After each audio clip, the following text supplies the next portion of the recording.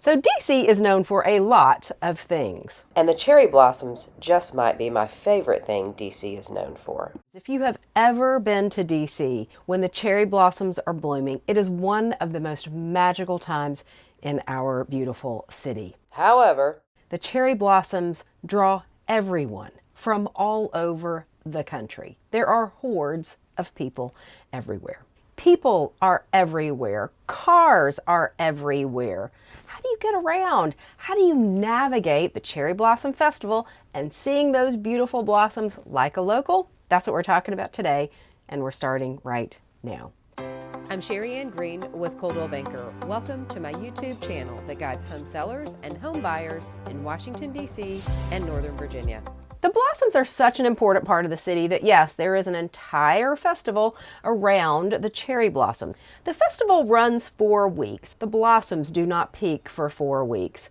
They probably only peak for about a week. We might get almost 2 weeks if we're lucky. Trying to predict when those blossoms are going to come out, it's just near impossible. So instead of just having it for a week and missing the blooms altogether, several years ago the festival planners decided to put together a 4-week schedule of events.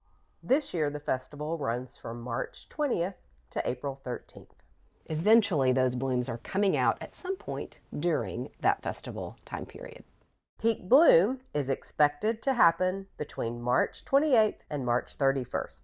And there are lots of things to do during that festival. More on that later.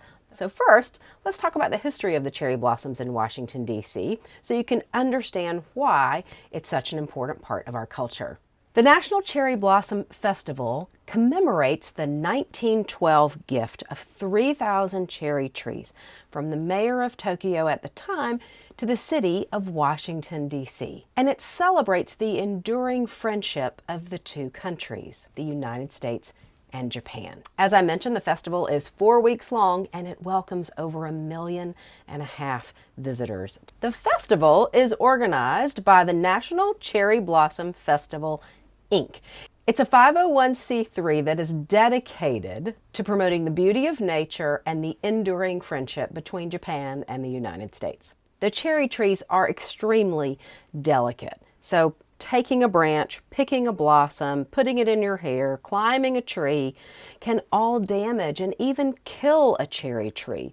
So please look, but don't touch. Snap all the pictures you want, just don't snap a branch. So how can you celebrate the blossoms in style? Each year there is a list of events. Most of them are repeat events. To find a full list of those events, check the link below. Here are just a few of my favorites. There is an opening ceremony which kicks off the entire festival. It features special performances with artists with ties to both countries. One of the largest spectator events as part of the festival is the parade. If you want a grandstand seat, you're going to want to register and pay for that. I'll put a link in the description. Another fun, free event is the Blossom Kite Festival. The Blossom Kite Festival is an event that's great for everyone. Looking for something a little more festive? How about the Petal Palooza? Petal Palooza is a fun, all-ages day of music and activities along the Anacostia River. There are art installations, outdoor music, a beer garden, all kinds of ways to enjoy this outdoor all-day event. That's Petal Palooza at the Anacostia River. And lastly, you have to see the blossoms. That is the most important thing, of course. All these events are fun, but there's nothing like a free stroll through the cherry blossoms to get you in the mood for spring. The best and most popular place to see those blossoms is the Tidal Basin.